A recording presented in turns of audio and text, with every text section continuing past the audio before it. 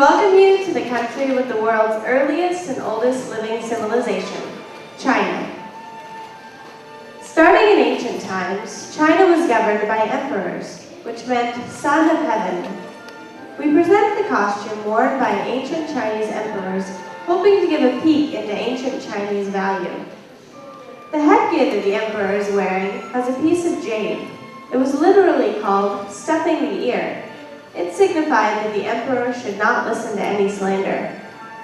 On the skirt, there are 12 motifs embroidered on the front, which include fire, that stands for brightness, rice for nutrition, and axe for decisiveness.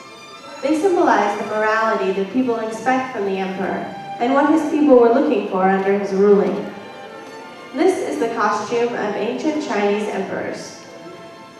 In 1664, the Manchu, a tribe from the northern part of China, took Beijing and established the last imperial dynasty in ancient Chinese history, the Qing dynasty. The court robe of the emperor is bright yellow and embroidered all over with dragons. This robe was ornamented with many auspicious symbols of a lasting reign and permanent unity and prosperity of the empire. We call this the dragon robe. The Manchu empress wears a long gown with highly embroidered patterns, including a variety of animals, birds, flowers, and plants. The empress is wearing a headdress of a flat board in the form of an archway decorated with a phoenix coronet. These are the emperor and empress's fashions for China's last dynasty, the Qing dynasty. In 1911, Dr. Sun Yat-sen initiated a revolution and successfully overthrew the Qing government and abolished China's dynastic imperial control. The Republic of China was established. A long dark blue gown with a vest and a mandarin collar was the major costume for men on formal occasion. The most popular dress worn by women is called the Feng Xin, meaning Fairy of the Phoenix. This two-piece dress is elaborately embroidered with floral designs to signify the wearer's elegance.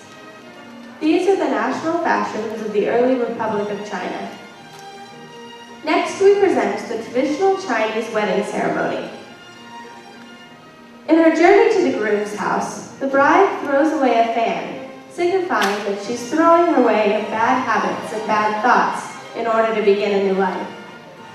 When the bride arrives at the groom's house, the matchmaker holds a bamboo sieve to cover the bride. This will shield her from bad spirits. After entering the ceremonial hall, the bride will step over a fire pot, signifying that she will go through and overcome difficult times with the groom and the new family. Then she smashes a piece of clay shingle, signifying the birth of a boy in order to continue the family line. Now the formal ceremony starts. The bride and groom first bow to heaven and earth to pay their respects to nature and get their blessing. Second, they bow to the groom's parents to show their respect to the parents. Third, they bow to each other to show mutual respect.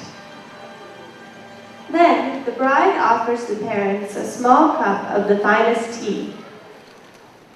The drinking of tea signifies the solidity of the marriage arrangement. The parents accept the tea, signifying their approval of the marriage. After the tea ceremony, the ceremonial wine is served. The bride and groom drink the ceremonial wine. They drink it in each other's crossed arms, signifying their caring for each other. The purpose of the wine is also to get the couple drunk, so that they cannot see each other clearly. Then they will not complain to the matchmaker about the match. The groom then takes off the bride's handkerchief, but he doesn't use his hand. He uses a wooden rod.